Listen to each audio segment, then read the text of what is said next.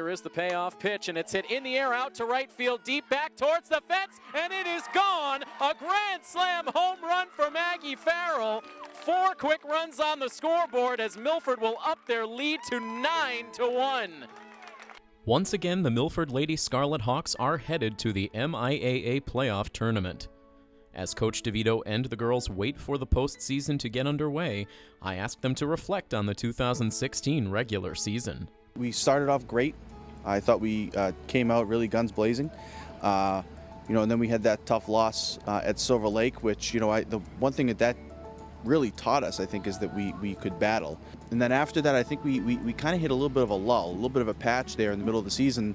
It was the dog days, I guess, of the season, where we were still winning some games, but we weren't as sharp. And that's, I think, the biggest thing that we were viewing, is that we weren't as sharp as we wanted to be or that we needed to be. I think our lull, as we called it, it was almost good for us, because sometimes it makes you appreciate winning that much more when you get there. You're okay, we know we're good, but we're better than what we're doing right now. And I think it helps us as a little boost of morale and energy that we need.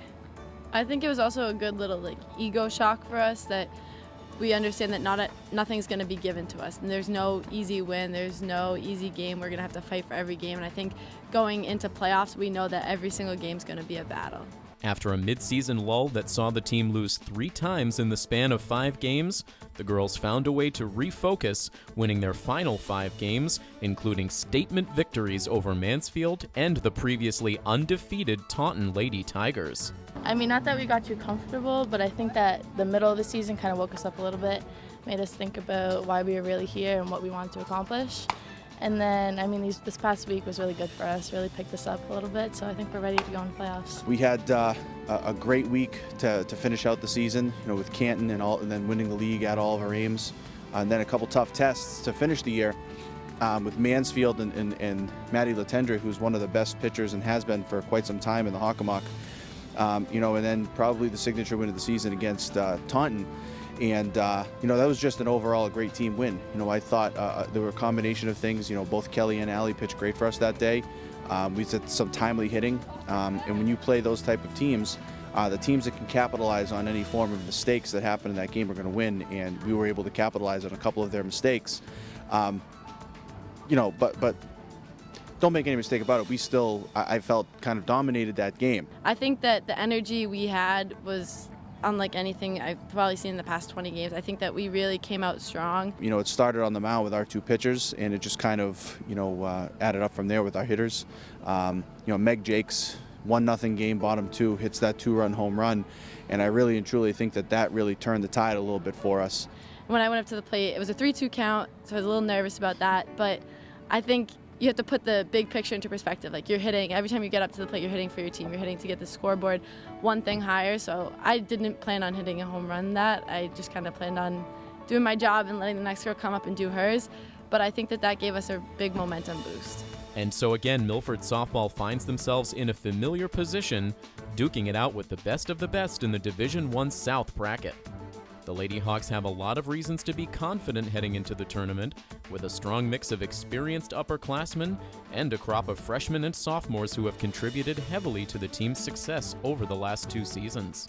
I think that us being in playoffs for the 3rd year in a row has really helped, especially our age group, us being juniors. I think we can guide the team into a successful run to the playoffs. I feel like it's a very reassuring feeling, knowing that every single one of us is capable of doing something good when they're up at bat. You don't have one girl on the team where she's up or a ball hits her, you're oh crap, something bad's gonna happen.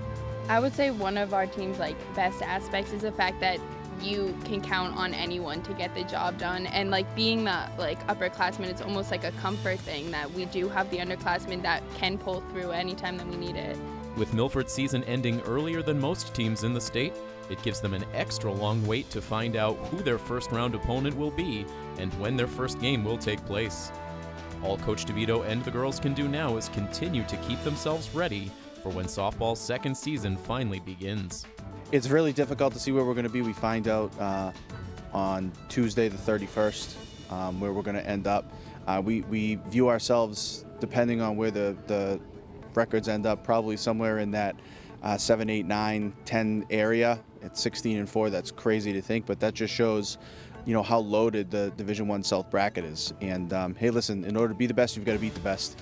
And we'll be prepared to face anybody, and I know our girls will be ready to go to hopefully meet that challenge and compete for all 7 innings. We have a couple scrimmages planned to make sure that we don't lose the actual game of softball with all of these practices that we're going to have in a row, and to stay hitting live pitching too, I think is going to be really important for us. I think that just the playoffs brings us together a little bit more, because we all want the same thing. We're all fighting for one goal, and just it helps us get together better. Once that date comes, we're going to be ready for it. We're going to keep practicing hard, and it'll pay off.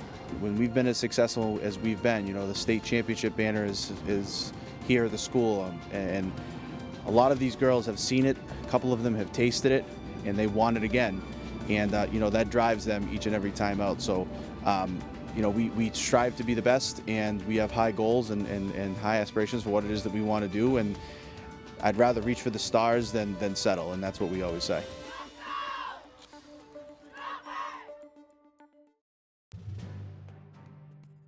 Hey everybody, this is Tim Coet. Make sure you check out full episodes of The Milford Informer on Milford TV. New episodes air every Friday night at 7:30 p.m. and then re-air frequently over the course of the weekend. Milford TV can be found on Comcast Channel 8 and Verizon Channel 38. And if you live in the Milford area and have an idea for a news story, you can contact us at news@milfordtv.net.